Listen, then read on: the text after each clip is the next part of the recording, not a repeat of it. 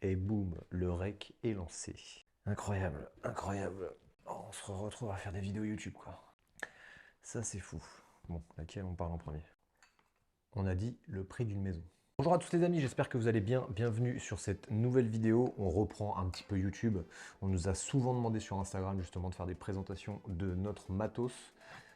Donc c'est chose faite, on s'y remet, on va essayer de tenir la cadence cette fois, donc on va vous parler de caméra, on va vous emmener sur des tournages, on va vous parler de caméra car aussi, parce qu'on vient de rentrer un motocrane Ultra, qui est le Cayenne avec la grue, on vous met une petite photo juste à côté.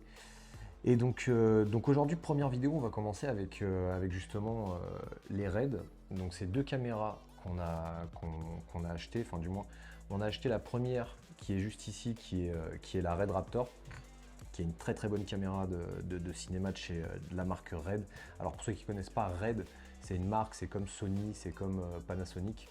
Donc voilà, Red c'est une marque. Et on en a acheté deux. Pourquoi on en a acheté deux? Ça c'est une bonne question ça. On en a acheté deux parce que celle-là, c'est la caméra principale. C'est la caméra principale qu'on n'a pas trop envie de casser, entre guillemets.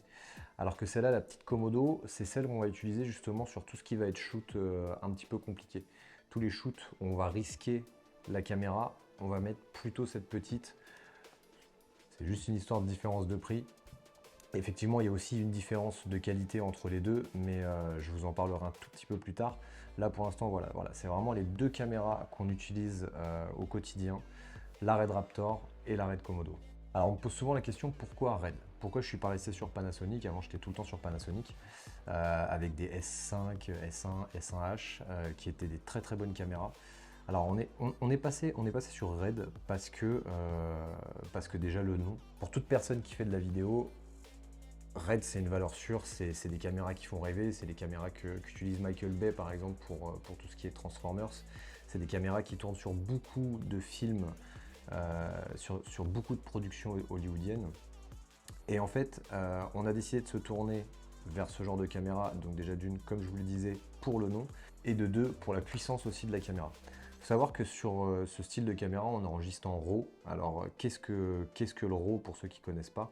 C'est un fichier en fait qui n'est pas du tout compressé et où on peut tout faire en post-prod. Donc ça veut dire que la caméra filme et on peut tout modifier directement sur l'ordinateur. Ça nous permet de changer les ISO, ça nous permet de changer la balance des blancs en post-prod, ça nous permet plein de choses et surtout ce qui fait vraiment la force de ces caméras, c'est la plage dynamique. En fait, la plage dynamique, c'est la capacité de la caméra à voir dans les hautes lumières et les basses lumières. Par exemple, vous prenez un GH5, qui est l'une de mes premières caméras. C'était très très bien en lumière standard. Dès qu'on était en basse lumière, la qualité de vidéo en fait elle devenait vraiment dégueulasse. Faut dire ce qui est, si on n'avait pas un setup lumière à côté pour pouvoir justement travailler cette lumière et travailler cette image, ça devenait vraiment dégueulasse. Donc c'est vraiment pour ça qu'on s'est tourné vers ce style de caméra, parce que quand on arrive sur un tournage, même si on a des conditions de lumière qui sont pas très très optimales, où on a des changements de... Par exemple, vous allez avoir un nuage qui passe devant le soleil, c'est pas grave parce qu'avec ce genre de caméra, on peut tout corriger en post-prod. En ce qui concerne les capacités justement de cette caméra, donc ça tourne en 8K. Alors, est-ce que c'est exploitable?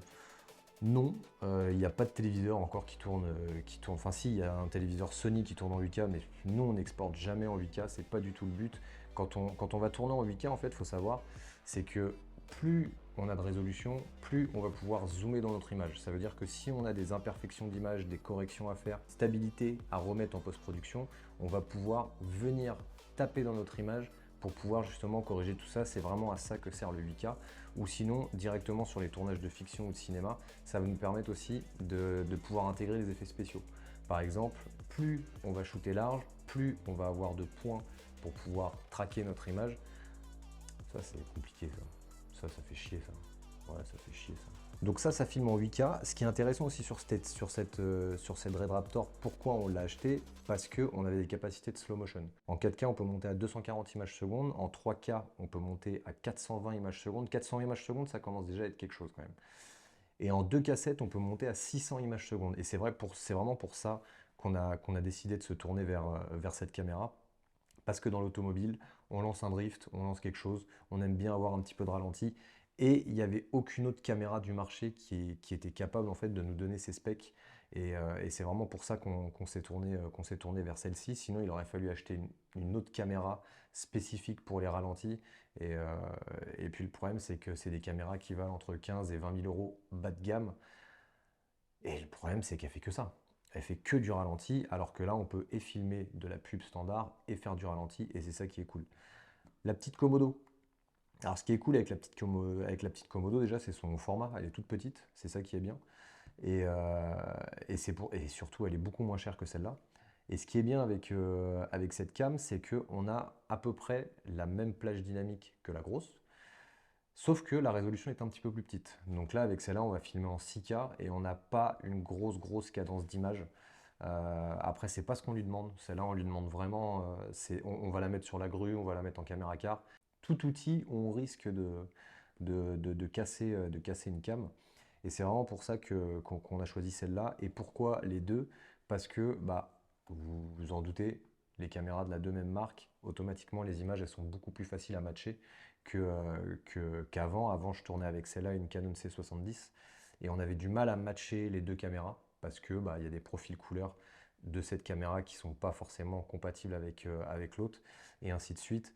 Et automatiquement là-dessus, c'est des capteurs RED. Sur une caméra Canon, c'est des capteurs Canon. Donc c'était parfois un petit peu compliqué de faire matcher justement les deux images. Venons-en au fait, le prix. Alors le prix de ces joujoux, donc c'est vrai que j'ai mis dans le titre le prix d'une maison dans une caméra. Alors il faut savoir qu'une Raptor comme ça, alors là à l'heure actuelle, si je dis pas de bêtises, ça doit coûter 34 000 euros de TTC corps nu, donc sans la plate que vous avez en dessous, vraiment juste le petit cube que vous avez. Une Komodo, ça doit être aux alentours des 7008 si je dis pas de bêtises. Et le problème de ces caméras qui n'est pas un problème quand on est une boîte de prod et qu'on veut s'orienter là-dessus, c'est que, donc ça, vous le payez 34 000 balles, ou 34 500, je sais plus, je vais pas vous dire de bêtises, je vais vérifier tout de suite, 34 500 TTC. Le problème de ces caméras, c'est que vous le payez 34 500, et en fait, vous rajoutez 2, voire 3 fois le prix pour l'équiper. Parce qu'il faut savoir que vous commandez chez Red, vous arrivez avec ce boîtier, donc vous recevez ce boîtier, vous êtes tout content et tout, sauf que là, vous n'êtes pas capable de faire d'image. Là, il faut rajouter un objectif, il faut rajouter une plate ici pour pouvoir connecter un écran, il faut rajouter une batterie, il faut rajouter une carte. Alors, il faut savoir que les cartes sur ces Raptors, c'est 1000 balles la carte, hors taxe. Et en fait, tout l'écosystème qui va avec, ça coûte un bras. En fait, dès que vous êtes dans le segment cinéma publicité, tout coûte un bras. Donc en fait, vous allez payer 34 500 la caméra, et après, ça va vous coûter, vous pouvez monter à 70, 80, 90, voire 100 000 euros de matos que vous allez rajouter dessus.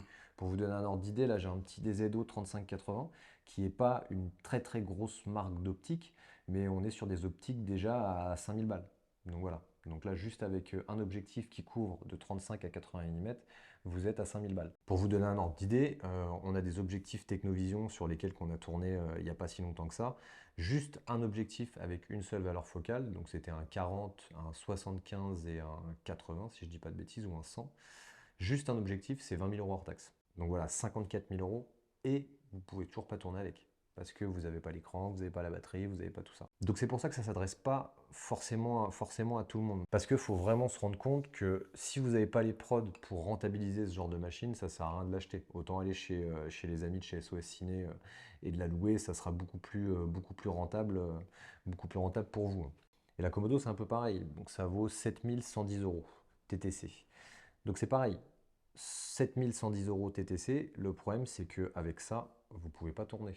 Il faut rajouter toujours le même problème, la carte, l'optique, l'écran et tout ce qui va avec, et puis on monte vite sur des configs à 25-30 000 euros, sachant qu'on est parti d'une base caméra qui est à 7000 balles. Il faut vraiment avoir les prods pour rentabiliser ces machines. Donc là, vous les voyez non rigués. Ce qu'on va faire, c'est que je vais vous riguer la Raptor, comme ça vous allez vous rendre compte un peu de ce qu'il en est, et puis on se retrouve tout de suite.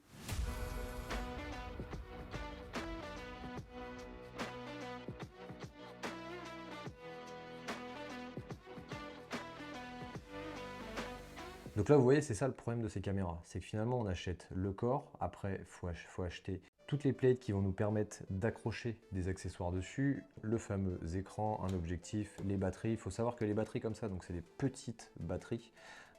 Ces batteries, ça tient environ 1 heure en termes de tournage. 1 heure, c'est vraiment pas beaucoup. Quand vous êtes sur un set de tournage où vous tournez 10 heures d'affilée, sachant qu'on coupe quasiment jamais la cam, ça fait pas beaucoup. Il en faut quelques-unes des batteries comme ça. Ce qui concerne la carte de stockage, la carte de stockage, c'est pareil. On est sur une carte de 660 Go. 660 Go, pour se donner un ordre d'idée, en 8K, c'est 1 heure de tournage. Un petit peu moins, c'est même 50 minutes. 50 minutes, 660 Go. Vous vous rendez compte qu'au bout de la journée, ça peut aller très très vite en ce qui concerne la gestion des fichiers. Acheter une caméra comme ça, il faut acheter les cartes qui vont avec et il faut surtout acheter les SSD de stockage qui vont aussi avec. Donc c'est pour ça que je vous disais, on tourne vite aux alentours d'une config à 100, 110 voire 120 000 euros avec tous les accessoires qui vont avec. Et en fait, c'est ça le problème de ces caméras. Comme je disais un peu plus haut, c'est pas pour tout le monde et pas pour toutes les prods. Parce que faut savoir qu'une Red Raptor un peu équipée, ça sort entre 650 et 800 hors taxe jour. Je compte pas le prix de l'opérateur, je compte pas le prix du montage, je compte pas le prix. Je vous parle vraiment juste de la caméra. Juste cette caméra-là, c'est entre 650 et 800 euros hors taxe par jour de facturation. Et forcément, il n'y a pas tous les clients qui vont pouvoir se permettre de prendre ce style de caméra. Donc c'est pour ça, quand je dis que c'est pas pour tout le monde, ça va vraiment dépendre de votre prod. C'est génial de tourner avec des caméras comme ça, et puis c'est des rêves de gosse pour beaucoup de vidéastes. Mais faut partir du principe, faut se dire dans sa tête que ça se loue quand même très très cher. C'est un investissement qui est très très lourd. Et si vous n'avez pas les prods pour rentabiliser ce genre de cam, bah ça va vite être compliqué parce que vous aurez une grosse cam pour le kiff et elle va pas forcément sortir. Pour la petite anecdote, moi quand j'ai commencé à faire de la vidéo, c'était mon rêve d'avoir une cam comme ça. Je voulais absolument une cam RED. Je voyais Michael Bay qui faisait des films et tout, Transformers. Je disais, waouh, c'est incroyable quand même. Et je voulais absolument une caméra comme ça. Et quand je l'ai acheté, j'avais pas forcément les prods pour les faire sortir. Donc pendant 1, voire 2, voire 3 mois, la cam elle n'est pas plus sortie que ça et c'était compliqué parce que j'essayais de la placer en fait sur des prods et finalement j'y arrivais pas. Et force de travail, force de prospection, force de proposer justement cette cam, bah, elle a commencé à sortir et de fil en aiguille justement elle est sortie quasiment tout le temps. Et là maintenant c'est notre caméra principale pour faire les tournages avec la petite Komodo qui est ici en ce qui concerne tout ce qui va être caméra car et tout. Et c'est vrai que c'est un vrai confort de travailler avec ces cams pour ne serait-ce que pour le RAW comme je vous disais tout à l'heure. On travaille avec des fichiers qui sont complètement décompressés et ça nous permet d'avoir une latitude en post-prod qui est juste immense. Donc pour la petite conclusion, est-ce que c'est cool? Ouais, c'est grave cool. Franchement, c'est des cams qui sont vraiment cool. L'impact client, il est vraiment bien aussi. Parce que la plupart des directeurs marketing qui connaissent un petit peu justement le monde de la vidéo, le fait qu'on tourne en RAID, c'est tout de suite une valeur ajoutée à notre travail. C'est un peu bête parce qu'il y a des petits gars qui ont des Sony A7S III qui font du très très gros boulot et ils n'auront pas forcément accès à certaines prods parce qu'ils n'ont pas ce genre de matos. Et ça, c'est vrai que c'est un petit peu dommage parce qu'on est quand même en France, encore à l'heure actuelle, bah, c'est le matos qui fait, c'est le matos qui fait le vidéaste. C'est ça qui est un petit peu dommage, parce que moi, je pourrais être éclaté et avoir une RAID. Bah, je travaillerais peut-être même forcément plus qu'un gamin qui a juste un Ronin RS2 avec un Sony A7S III. Et ça, c'est un petit peu bête. C'est un petit peu bête de penser comme ça, mais malheureusement, c'est la mentalité actuelle. Nous, c'est pas pour ça qu'on l'a pris. On l'a pris vraiment parce que c'était un kiff d'avoir une Raptor. C'était un kiff de pouvoir tourner avec ça. Et surtout, cette capacité en slow-mo qui fait que bah, on peut avoir des images vraiment. C'est pas du gros slow motion, mais 600 images secondes, ça commence à être intéressant sur des drifts et tout. Franchement, c'est vraiment de la balle. Donc voilà, donc on arrive à la fin de cette vidéo. Les amis, la prochaine fois, on parlera sûrement de caméra car. Et je vous montrerai le set complet sur la classe E. Et la vidéo d'après, on passera directement sur le motocrane et la grue. Donc voilà, si cette vidéo vous a plu, n'hésitez pas à nous lâcher un petit pouce et un petit commentaire. Et puis n'hésitez pas à vous abonner. N'hésitez pas à mettre dans les commentaires ce qui vous intéresserait qu'on aborde comme sujet justement sur la vidéo, que ce soit les caméras, que ce soit la post-prod, que ce soit les making-of. On va vous emmener pas mal en tournage aussi. Et puis voilà quoi. Donc merci encore d'avoir regardé cette vidéo et puis nous on vous dit à la semaine prochaine. Ciao.